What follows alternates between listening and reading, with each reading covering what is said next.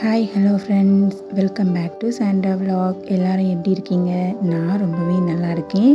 இன்றைக்கி இந்த வீடியோவில் என்ன பார்க்க போகிறோம் அப்படின்னா, தோட்டத்தில் போய் தான் அங்கே என்னெல்லாம் நடந்துச்சு, என்ன ஃபன்லாம் நடந்துச்சுன்னு தான் பார்க்க போகிறோம். அங்கே உள்ள ஃபுல்லாக ஏரியா எல்லாமே நான் உங்களுக்கு காட்டித்தரேன். வாங்க வீடியோக்குள்ளே போகலாம். அதுக்கு முன்னாடி நம்ம சேனலை சப்ஸ்கிரைப் பண்ணிக்கோங்க.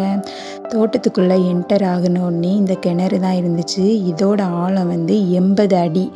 தண்ணி நல்லா இருந்துச்சுன்னா மேலே கை கேட்டுற அளவு கூட தண்ணி இருக்கும். இப்போது தண்ணியே இல்லை.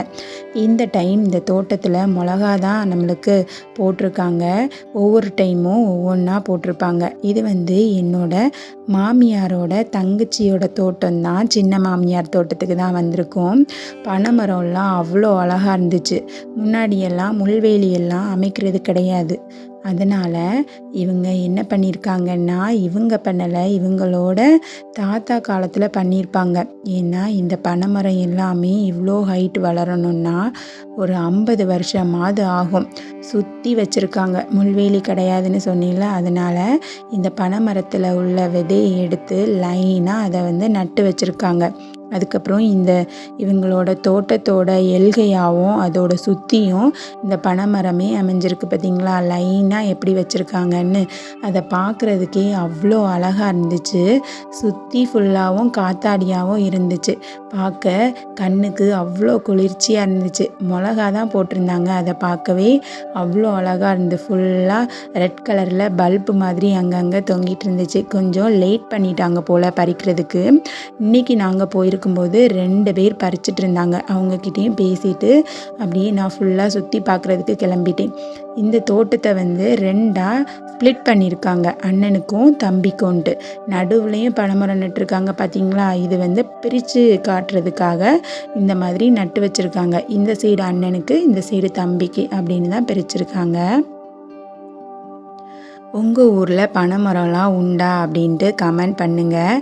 இந்த பனைமரத்தில் உள்ள பைனி எல்லாம் எடுத்து கருப்பட்டியும் காய்ப்பாங்க.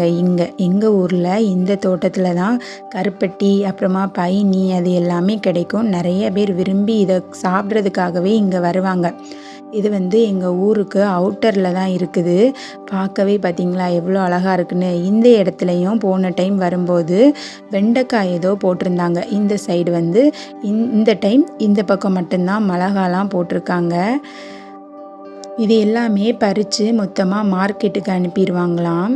நம்ம வீட்டில் 2 செடி இருக்கிறதுக்கே பறிக்கிறதுக்கு எவ்வளோ ஹாப்பியாக இருக்குது. அப்போ இவங்களுக்கெல்லாம் ரொம்ப ஹாப்பியாக இருக்கும். இதை பார்க்குறதுக்கு ஸ்டெப் பை ஸ்டெப்பாக அது வளரும்ல, அதெல்லாம் பார்க்க அவ்வளோ ஹாப்பியாக இருக்குமா.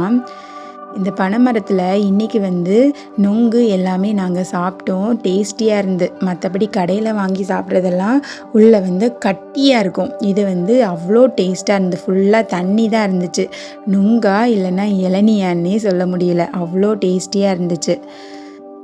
பார்த்திங்களா, இது என்ன அப்படின்னா, தோட்டத்து காட்டிலலாம் இந்த மாதிரி தான் கட்டி வச்சுருப்பாங்க. அங்கே போய் பில்டிங்லாம் கட்டுறதில்ல. நம்ம தேவைக்கு ஓலை அப்புறமா இப்போது தான் இந்த ஷெட்டு போட்டிருக்காங்க. இதெல்லாம் வச்சு கட்டிட்டு தேவையில்லாத டைம் அவுத்துப்பாங்க. குட்டியாக மாடும் கண்ணுக்குட்டி போட்டிருக்கும் போல் அந்த இடத்தையே அவ்வளோ நீட்டாக வச்சுருந்தாங்க.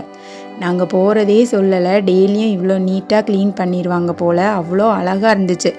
சில தோட்டத்துலலாம் பார்க்கும்போது இந்த மாடு கட்டியிருக்க இடத்துலலாம் சாணமாகவும் அப்புறமா வைக்கோல் அது இதுன்னு கிடக்கும். இங்கே நீட்டாக அழகாக மெயின்டைன் பண்ணிகிட்டு இருக்காங்க போல்.